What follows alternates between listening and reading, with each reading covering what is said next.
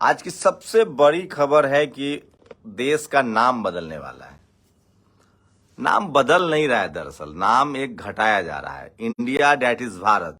जब आप कॉन्स्टिट्यूशन का पहला पन्ना खोलेंगे तो इंडिया डेट इज भारत, इसके लेकर भी उस समय भी बड़ी बहस हुई थी बाबा साहब के बीच और कुछ जो ब्राह्मण समाज के लोग थे कॉन्स्टिट्यूएंट असेंबली में, उसको लेकर लंबी बहस हुई। डॉक्टर अंबेडकर इस बात के लिए तैयार नहीं हुए और इंडिया डेट इज भारत। सोचिए, वो लोग जो आज दिन भर हिंदुस्तान हिंदुस्तान हिंदुस्तान, कोई कई लोग तो इसको हिंदुस्तान भी कहते हैं। खैर, भारत सरकार ने लगभग तय कर लिया है कि वो इंडिया को हटाएंगे, पूरी तरह से खत्म करेंगे और भारत देश का नाम होगा। मेरी एक गुजारिश है सरकार से, अगर वो इंडिया खत्म कर रहे हैं, उनको अंग्रेजी नाम से इतना प्रॉब्लम है, इसके कई सारे इस तरह के हालात पैदा होंगे। इंडिया नोटों की क्या बदली की जाएगी, फिर से नोट बंद होंगे क्योंकि सब पर रिजर्व बैंक ऑफ इंडिया लिखा हुआ है। आज तो वीरेंद्र सहवाग का एक ट्वीट आया। सोचिए, ये लोग जो खिलाड़ी हैं वो सत्ता की किस तरह से भाषा बोलते हैं कि मुझे हमेशा से टीम इंडिया अच्छा नहीं लगता था, उस समय बोलना चाहिए था। खैर चलिए, मान लीजिए सरकार है, बहुमत में है, वो नाम बदल दें। क्या ये तय हो सकता है कि भारत ही बोला जाए? सम्राट अशोक का भारत है ये, मौर्य वंश का अखंड भारत। हिंदुस्तान बोलने पर पाबंदी लग सकती है क्या? ये भी तो बदलाव हो सकता है ना कि हिंदुस्तान आपको नहीं बोलना है। मैं फिर कह रहा हूं, एक बड़े कल्चरल हेजेमनी की तरफ देश बढ़ रहा है। हम एक ऐसे मोड़ पर खड़ा है जहां कई रास्ते नहीं जा रहे हैं। दो रास्ते हैं इस देश में, या तो डेमोक्रेटिक सिस्टम सरवाइव करेगा या हम चीन या पुतिन मॉडल पे जा सकते हैं। लेकिन मैं फिर कह रहा हूं, भारत में पिछले 70-75 सालों में संविधान की जड़ें बहुत गहरी हुई है। बहुत डाइवर्स सोसाइटी है ये, भाषा के आधार पे, लिंग के आधार पे, जाति के आधार पे, रंग के आधार पे सबसे ज्यादा डाइवर्सिटी है ये। गुजरात नहीं है कि आप मैनिपुलेट कर देंगे। डेमोक्रेसी की जड़ें गहरी हैं। और क्या लग रहा है, मैं कई सारे लोग के ओपिनियन देख रहा हूं, इससे बीजेपी को पॉलिटिकल फायदा तो होता हुआ नहीं दिख रहा है। मैक्सिमम लोगों का कहना है कि सरकार चुनावी फायदे के लिए सब कर रही है, और वो भी चूंकि विपक्षी गठबंधन का नाम इंडिया पड़ गया है इसलिए वो सत्ते में है।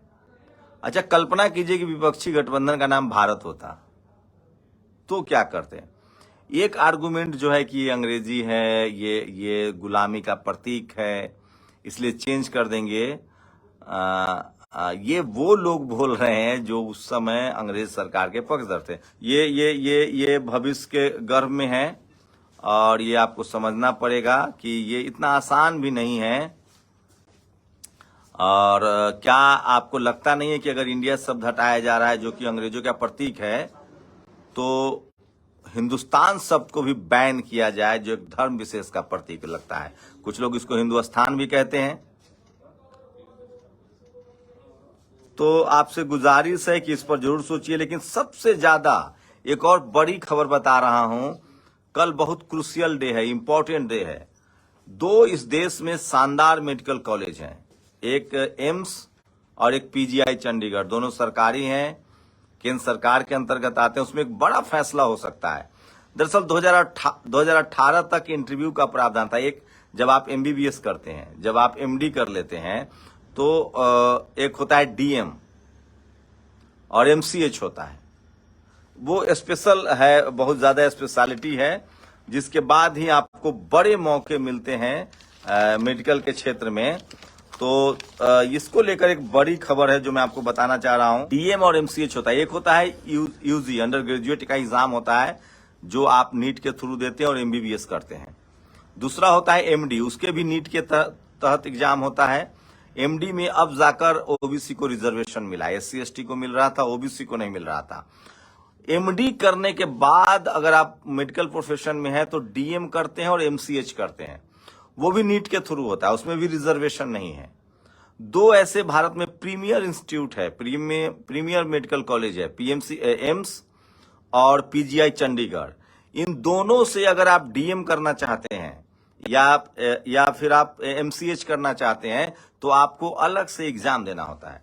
1918 तक जब जेपी नड्डा हेल्थ मिनिस्टर थे उस समय SC ST OBC के लोगों ने क्लेम किया, क्योंकि उस समय तक SC ST OBC के लोग नहीं आ पाते थे, क्योंकि 80 नंबर का रिटर्न था और 20 नंबर का इंटरव्यू था। और आप सब जानते हैं कि ये मनुवादी क्या करते हैं, अंगूठा पहले कटता था एकलव्य की तरह, आजकल आपके बच्चों का नंबर कटता है। अब कल एक बैठक होने वाली है जिसमें केंद्रीय स्वास्थ्य मंत्री मनसुख मंडवाडिया और गवर्निंग बॉडी बैठक करने वाली है। दरअसल हुआ क्या है कि 1918 में इंटरव्यू बंद कर दिया गया। 2018 में इंटरव्यू बंद हुआ। 19, 20, 21, 22 इन 4 सालों में बहुत सारे SC ST OBC के स्टूडेंट जो हैं वो DM और MCH करने में कामयाब रहे हैं, और कुछ लोग अटक गए जिनको नंबर की बदौलत आता था। 20 नंबर का वाइवा होता है, जैसे UPSC में ये गड़बड़ करते हैं। जितने जो पावर सेंटर्स की नौकरियां ग्रुप A और ग्रुप B की जॉब में, या IIT में हो या IIM हो, PhD हो, इन सब जो बड़े क्रीमी लेयर जो जॉब है जिसमें 2.5 से 3 लाख 2 लाख रुपए सैलरी होता है, कॉलेज में असिस्टेंट प्रोफेसर हो, मेडिकल कॉलेज में प्रोफेसर हो, ये तमाम वो नौकरियां हैं जहां ये लोग बड़ी बारीक तरीके से इंटरव्यू के नाम पर बेईमानी करते हैं। इंटरव्यू बंद होना चाहिए। खुद प्रधानमंत्री नरेंद्र मोदी कई बार इस बात की वकालत कर चुके हैं कि इंटरव्यू में लोगों को मैनिपुलेट किया जाता है। तो साहब आप ग्रुप C, ग्रुप D की नौकरियों का मतलब खीरा असरफी लूट रहा है, आपको कोयला पर छाप पड़ रहा है। खीरा चोरी आपको दिख रहा है, हीरा चोरी दिख नहीं रहा है। ग्रुप A और ग्रुप B की नौकरियों में इंटरव्यू बंद होना चाहिए। इसको लेकर कल कैंपेन चल रहा है, ट्विटर पर लोग कैंपेन चला रहे हैं कि कम से कम एम्स और PGI में जो इंटरव्यू लाने की कोशिश है वो न लाया जाए। तीसरी बड़ी खबर है करुणानिधि के जो पोते हैं, स्टालिन के जो बेटे हैं उदयनिधि स्टालिन, उन्होंने एक बयान दिया। उन्होंने कहा कि किसी भी धर्म में, उन्होंने एक नाम लिया था, सनातन शब्द बोला, कहा कि जिस धर्म में गैर बराबरी है, ऊंच नीच है, भेदभाव है, जातिवाद है और तमाम तरह के गैर बराबरी, सोचिए आप हिंदू हिंदू हिंदू हिंदू कहते हैं आपको, आप पुजारी नहीं बन सकते हैं, मंदिरों के ट्रस्टी नहीं हो सकते हैं। राम मंदिर में सबसे ज्यादा सेक्रीफाइस OBC कम्युनिटी के लोगों ने किया, किसानों ने किया। आज ट्रस्ट में मेंबर कौन लोग हैं? एक शेड्यूल कास्ट को सिंबॉलिक रखा गया, बाकी सब के सब जनरल कैटेगरी में ब्राह्मण समाज के लोग हैं। राजपूत भी नहीं है वहां, राजपूत समाज के लोग भी वहां ट्रस्ट में नहीं है। उसके बाद OBC का तो कोई है ही नहीं, जबकि पूरा मंदिर आंदोलन विनय कटियार और उमा भारती OBC से आते हैं। यहां तक कि कल्याण सिंह OBC से आते थे, उनकी सरकार चली गई। तो मैक्सिमम जो किसान कम्युनिटी के लोग हैं, OBC कम्युनिटी के लोग हैं, वो चंदा देने के लिए थोड़ी है, वोट देने के लिए थोड़ी है, आप उनका हक नहीं देंगे। 75,000 मंदिर है तमिलनाडु में, लेकिन तमिलनाडु में मंदिर को सरकार कंट्रोल करती है, उसके पैसे से स्कूल, कॉलेज, अस्पताल बनते हैं और हर जाति के लोगों का पुजारी बनने का अधिकार है और ट्रस्टी हैं लोग, क्योंकि वहां द्रविड़ियन आंदोलन है, पेरियार की धरती है और एग्जाम होता है बाकायदा, आप अगर आप पुजारी बनना चाहते हैं तो। इस बात से इन लोग को तकलीफ है और इसीलिए ये लोग उदयनिधि को टारगेट कर रहे हैं। अब सोचिए कि इनकी मोनोपोली क्या है। एक मुख्यमंत्री के बेटे जो कि खुद भी केंद्रीय मंत्री है तमिलनाडु का, उनके कई सारे फिल्में देखिए जिस उन्होंने कास्टिज्म पर बनाया है। वो शख्स को एक साधारण सा एक यहाँ का अयोध्या में बैठा हुआ शख्स जान मारने की धमकी दे रहा है। स्वामी प्रसाद मौर्य के साथ क्या हुआ, अब तो राजेंद्र पाल गौतम के साथ क्या हुआ। तो ये एक बड़ा कॉन्फ्लिक्ट है, सोशल कॉन्फ्लिक्ट है।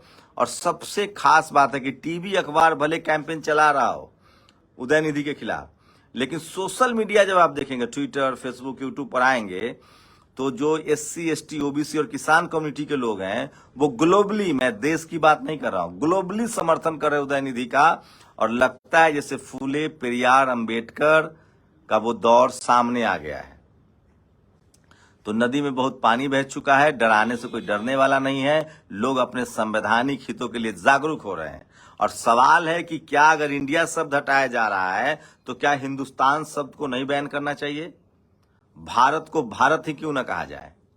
अगर आपको इतना प्रेम है भारत शब्द, तो भारत का कोई भी नाम खराब करने की कोशिश करे, भारत के अलावा कोई संविधान संशोधन कर ही रहे हैं आप, इंडिया शब्द हटा रहे हैं, तो भारत को भारत ही कहा जाए।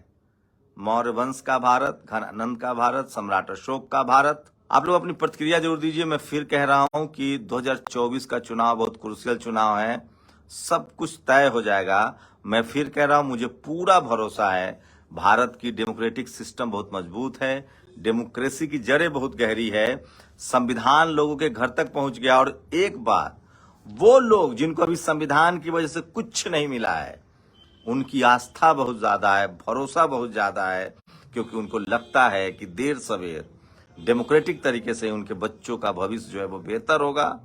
वो डॉक्टर, इंजीनियर, बिजनेसमैन, खिलाड़ी, फिल्म इंडस्ट्री, स्पोर्ट्स, वो तमाम जगह पर जहां पैसे के साथ सम्मान भी है, शोहरत भी है, नाम भी है, वहां पहुंच पाएंगे। चाहे मीडिया हो, जुडिशियरी हो, कॉलेज यूनिवर्सिटी हो, ब्यूरोक्रेसी हो, वो तमाम जगह जो अब तक अभेद किला बना हुआ है, जहां जातिवाद अपनी फल फूल रहा है। सोचिए, इस देश में जाति व्यवस्था के हिसाब से किसानों का कोई अधिकार नहीं था। इस देश में जाति व्यवस्था इस कदर हावी था कि खुद ब्राह्मण समाज के लोग सिर्फ पूजा करा सकते थे, वो राजकाज में हिस्सेदार नहीं थे। जब मनुस्मृति लागू था, मनुस्मृति के दौर में आप पुजारी हो सकते थे अगर आप ब्राह्मण समाज में पैदा हुए हैं, पूजा पाठ करा सकते हैं, राजा को निर्देश दे सकते हैं, राजा नहीं हो सकते थे। क्षत्रिय समाज के लोग राज करते थे। लेकिन संविधान आया तो आज कोई भी राजा हो सकता है। नरेंद्र मोदी जैसा शख्स, एक चाय वाले का बेटा, प्रधानमंत्री इस देश में, तमाम ब्राह्मण समाज के लोग इस देश के सिस्टम को चला रहे हैं, कैबिनेट सेक्रेटरी से लेकर राष्ट्रपति, क्या नहीं हुए हैं वो। महिलाओं को अधिकार मिला है इस देश में। महिलाओं के लिए सारे दरवाजे संविधान लागू होने के बाद खुलते हैं। आपको लगता है कि संविधान को आप हटा देंगे इतनी आसानी से? इस देश के 85 से 90% लोग इस उम्मीद में संविधान के प्रति सजग हैं, समर्पित हैं कि देर ही सही, संविधान वो दस्तावेज है जो किसी को बिना खरोंच लगाए, खून का एक बूंद गिराए, सबकी जिंदगी को बेहतर कर रहा है। वो ताकत है संविधान में। इसलिए जो संविधान के खिलाफ बोले वो समझ लीजिए कि वो जाति व्यवस्था को, वर्ण व्यवस्था को बनाए रखना चाहता है। जो संविधान के पक्ष में बोले, जान लीजिए कि वो समानता चाहता है, इक्वालिटी चाहता है, फ्रेटर्निटी चाहता है। आप लोग अपनी प्रतिक्रिया दीजिए। क्या इंडिया बैन हो रहा है तो हिंदुस्तान बैन नहीं होना चाहिए? आपकी प्रतिक्रिया बहुत जरूरी है। और पूरा बहुजन समाज उदय के साथ खड़ा है, इसका क्या मतलब है? क्या सोशली, कल्चरली और पॉलिटिकली बहुजन समाज बहुत एकजुट हुआ है? आपकी प्रतिक्रिया बहुत जरूरी है। शुक्रिया। नेशनल दस्तक की आपसे गुजारिश है कि अगर इसको बचाना चाहते हैं तो नेशनल दस्तक को सब्सक्राइब करने के लिए रेड कलर के सब्सक्राइब बटन को दबाएं, फिर बेल आइकन की घंटी दबाएं। नेशनल दस्तक को बचाने के लिए बहुत जरूरी है कि हर खबर को शेयर करें, लाइक करें, कमेंट जरूर करें।